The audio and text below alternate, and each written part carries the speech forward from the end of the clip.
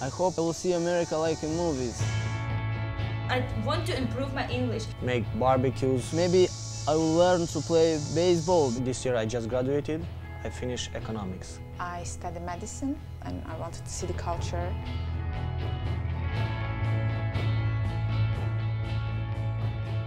I never heard about Hershey before, so I search on internet and I find Hershey is one of the biggest companies in America, and I say, wow, I'm so lucky. I thought it was going to be like summer of a lifetime. These 400 workers paid to come. I paid $4,000 to come here. $3,000. $3,500. They found themselves working in a chocolate packing factory where they're packing Hershey's chocolates. These boxes are very heavy. These boxes are very heavy for a girl. My first day was horrible. Every 2 seconds, you just pick the box, another box, and it's not stopping. It's 15 kilograms, and I take it and take. You have to be fast. You are doing this all the time. They don't care. If you are small, you don't have the power, you didn't eat, they just care about their production. My back hurts, my eyes hurt, my wrists hurt. I want to be a surgeon and I have to use my hands, and what happens if something happens to my hand?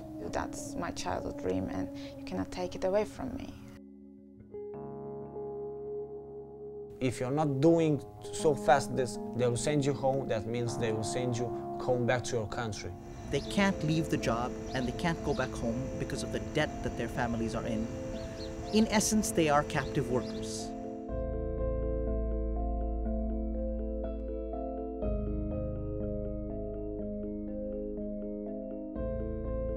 $40 hours of work. I'm supposed to get $334. What do I have? $130.15, which, if you calculate, is less than $5 an hour. I'll be in debt, for sure. We're cheap workers, we're captive workers. That's all they can see as machines. The jobs these student workers are doing used to be good jobs, jobs that came with a contract and with rights and respect. Hershey subcontracted them to source cheap, exploitable workers from third world nations. The collective anger was that this wasn't worth it. And that was what made the students come together and decide if there is something we can do, we would do it. From 10 years or maybe more, students keep coming and work in the same conditions. The vice president of CETUSA told me that the reason why the J1 program was formed was to provide American companies with cheap labor. These are students who are taking a pretty extraordinary risk when they organize. We have some of the students who actually want to sign the petition. So I think we're maybe approaching 200 students. It's shocking that you can go to foreign countries, get students, deprive locals from the jobs, keep students there for 3 months, lock them in by taking the wages from their paychecks. Wow, there's like actual blood here. You guys really, you really want to fight for this kind of stuff, which we were fighting for years. If we can get it stopped, we should get it stopped. Just cannot believe that our country would treat other people that come here to work this bad. I'm sorry. I'm from central Pennsylvania, and I have spent most of my adult life unemployed.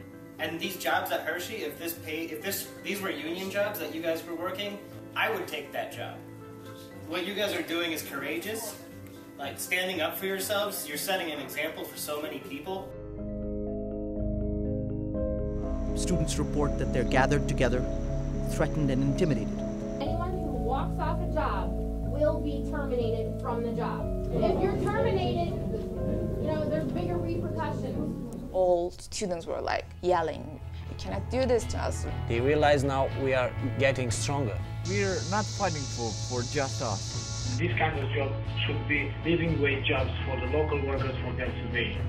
They should give this job to American people. I spent today Pennsylvania family. I'm standing with you because your guys' fight is right, and I'm glad that you're standing with people in Pennsylvania. We can be young, but we have brains, and when we are together, we're so strong.